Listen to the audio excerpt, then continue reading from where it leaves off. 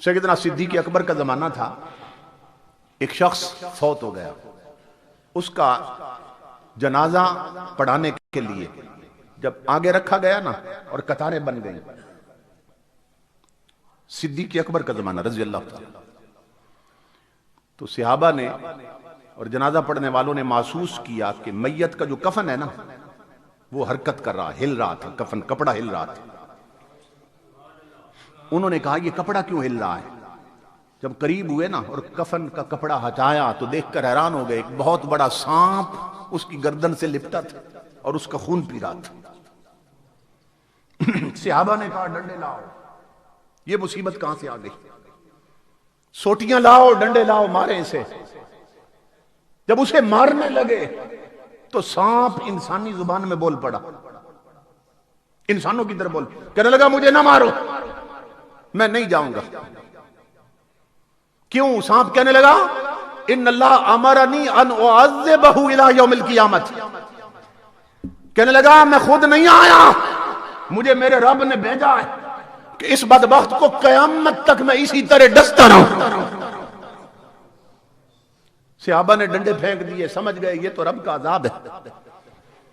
مگر سوچنے لگ گئے کہ اس بد نصیب کا جرم کیا تھا، یہ گناہ کون سا کرتا تھا کہ ابھی قبر میں نہیں پہنچا اور عذاب پہلے شروع ہو گئے۔ صحابہ نے اس سے پوچھا سانپ سے کہ جب تو بول ہی پڑا اب یہ بھی بتا کہ اس کا جرم کیا تھا، گناہ کیا کرتا تھا کہ اتنا بڑا عذاب اللہ نے اس پہ مسلط کر دیا۔ اب سانپ کہنے لگا خطایا ثلاث، اس کے 3 جرم تھے۔ اب میں وہ گناہ بتانے لگا ہوں، جرم بتانے لگا۔ ہر شخص اپنے گریبان میں جھانکے اور دیکھے کہ ان میں سے کوئی جرم ہم تو نہیں کر رہے، اگر کر رہے تو یا رب سے توبہ کر لیں یا اس عذاب کے لیے تیار رہیں۔ سانپ کہنے لگا اس کا پہلا جرم یہ تھا اذا سمع الاذان لا یجیء الجماعت، کہ یہ بدبخت آذان سن لیتا تھا، مسجد میں نماز پڑھنے نہیں آتا تھا۔ اڈوں اور ہوٹلوں پہ تاش کھیلنے والوں اور گپے لگانے والوں اور حکموں کے کچ لگانے والوں اور رب کی نمازیں چھوڑنے والوں، غور کرو کیا ہونے والا ہے۔ سانپ کہنے لگا پہلا جرم یہ تھا آذان سنتا تھا، نماز پڑھنے نہیں آتا، ہمیں فکر ہی نہیں ہے نماز کی۔ لاہور میں ایک بزرگ اسی دور کے، ان کے گھر والے بتا رہے تھے آنکھوں کا آپریشن ہوا ان کا، ڈاکٹر نے ٹانکے لگائے تھے آنکھوں کو، تو ڈاکٹر کہنے لگا کہ بزرگوں آپ نے ایسا کرنا ہے کہ 3 دن آپ نے نا سجدہ نہیں کرنا، سجدہ نہیں کرنا، کیونکہ اگر سجدے میں سر جھکائیں گے تو پھر آنکھوں پہ نہ بوجھ پڑ جائے گا، ایسا نہ ہو کہ ٹانکے پھر نکل جائیں، تکلیف نہ ہو جائے، تو اشارے سے نماز پڑھ لینا، سجدہ نہیں کرنا آپ کو۔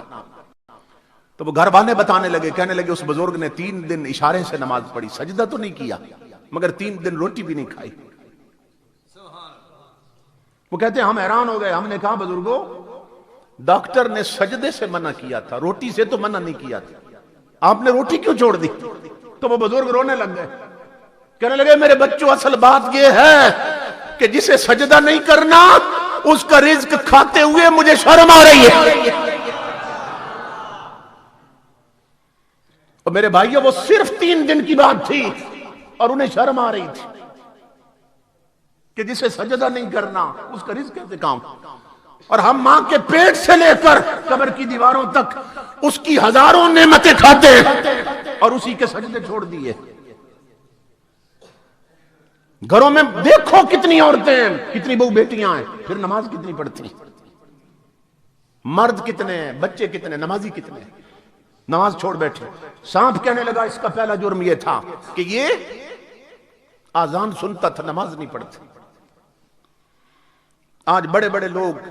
کیونکہ پیسہ آ گیا نا، مسجد میں قالین بچھا دیں گے، مسجد میں قیمتی ٹائلیں لگا دیں گے، کوئی کہے گا کہ محراب کا سارا کام میں کرواتا ہوں، آئینہ بندی کروا دیں گے،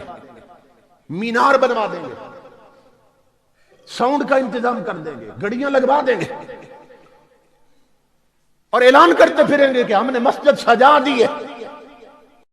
ہم نے مسجد سنوار دی ہے،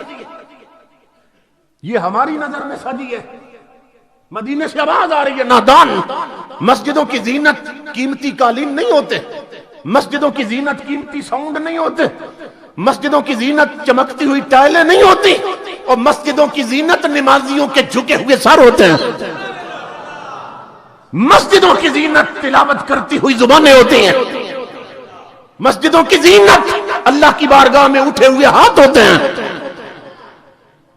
ہم اتنے بد نصیب، مسجد میں قالین بھیج دیے، خود نہیں آئے، گڑیاں لگوا دی، خود کبھی نہیں آئے۔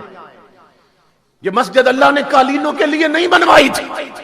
یہ جو مؤذن آذان دے کر کہتا ہے حی علی الصلاۃ، تو یہ گڑیوں کو نہیں بلایا جا رہا، تجھے بلایا جا رہا۔ یہ رب نے قالینوں کو نہیں آواز دی تھی، تجھے آواز دی تھی۔ تو سانپ کہنے لگا اس کا پہلا جرم یہ تھا، آذان سنتا تھا، مسجد نماز پڑھنے نہیں آتا تھا، اور دوسرا جرم یہ تھا کیا، لا یخرج الزکاۃ من مالہ، اللہ رب العزت نے اسے رزق دیا تھا، صاحب نصاب بنایا تھا، امیر کیا تھا، مگر دولت کی تیوری پر یہ سانپ بن کے بیٹھا تھا، اپنے مال کی بدبخت زکاۃ نہیں دیتا تھا۔ نماز کی تو غفلت ہے ہی ہے نا،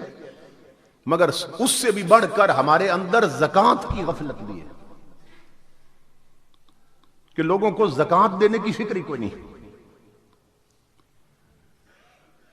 بعض لوگ ایسے بھی ہیں کہ جن کی شادی کو 40 سال ہو گئے، 50 سال ہو گئے، گھر میں سونا پڑا ہے، جو بیوی کا زیور تھا وہ پڑا ہے گھر میں، مگر میاں بیوی نے 40 سال ہو گئے شادی کو، ابھی تک بیٹھ کر یہ فیصلہ ہی نہیں کیا کہ اس زیور کا مالک کون ہے، کیونکہ جو مالک ہوگا وہ زکاۃ دے گا، زکاۃ اس کے ذمہ ہوگی نا۔ اب کیا ہے، زکاۃ دونوں نہیں دیتے کیونکہ مالک نہیں بنایا کسی کو، تو قبر میں جائیں گے تو دونوں پکڑے جائیں گے، اور قبر عذاب سے بھر دی جائے گی، اور قیامت کو دونوں جہنم میں پھینک دیے جائیں گے۔ تو کم از کم میاں بیوی بیٹھ کر یہ فیصلہ تو کر لو نا کہ اس زیور کا مالک کون ہے، تو جس کو مالک بنا دو گے زکاۃ اس کے ذمہ ہو جائے گی، دوسرا تو رب کے عذاب سے بچ جائے گا، نہیں تو دونوں پکڑے جائیں گے۔ اس کی فکر ہی نہیں ہے۔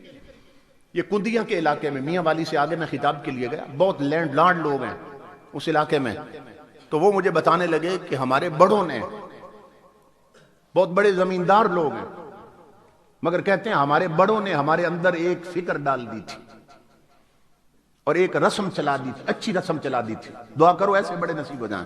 کیا کہ ہماری بیٹیاں جب دلہن بنتی ہیں نا تو ہم انہیں اتنا سونا نہیں ڈالتے کہ جس سے ان پر زکاۃ فرض ہو جائے، سمجھ رہے ہیں؟ ہم اتنا سونا نہیں ڈالتے انہیں کہ جس سے ان پر زکاۃ فرض ہو جائے، صرف اس ڈر کی وجہ سے کہ یہ اپنے گھر جب آباد کریں تو ایسا نہ ہو زکاۃ نہ دے کر یہ جہنمی بن جائیں۔ لوگ اولاد کی اتنی فکر کرتے تھے، اور یہاں اپنی فکر نہیں، اولاد کی فکر نہیں۔ تو سانپ کہنے لگا اس کا دوسرا جرم یہ تھا کہ یہ اپنے مال سے زکاۃ نہیں نکالتا تھا، اور تیسرا جرم یہ تھا لا یسمع قول العلماء، یہ غور سے سننا۔ سانپ کہنے لگا تیسرا جرم یہ تھا، یہ بدبخت گانے سن لیتا تھا، گویے سن لیتا تھا، گلوکار سن لیتا تھا، تپے سن لیتا تھا، میوزک سن لیتا تھا، نغمے گیت سنتا تھا، ڈول ڈمکے سن لیتا تھا، اگر نہیں سنتا تھا تو علماء کی تقریریں نہیں سنتا تھا۔ وہ علماء جنہوں نے مصطفیٰ کی شریعت پڑھی تھی، کہ جو رب کا قرآن پڑھتے تھے یا نبی کا فرمان پڑھتے تھے، یہ ان کی تقریریں نہیں سنتا تھا۔ اور آج یہی صورتحال ہے کہ ہم صرف ٹپے سننے کے لیے، صرف چسکے کے لیے کراچی تک سے جاہل منگوا لیں گے کیونکہ اس کی طرز اور صورتحال اچھی ہے، اپنے پڑوس سے عالم نہیں شریعت کا بلائیں گے کیونکہ اس کی صورتحال کوئی نہیں، وہ تو سیدھا سیدھا قرآن پڑھے گا اور حدیث پڑھے گا، اور ہم قرآن سن کے بور ہو جاتے ہیں، حدیث سن کے بور ہو جاتے ہیں۔ تو ہماری یہ صورتحال ہو چکی۔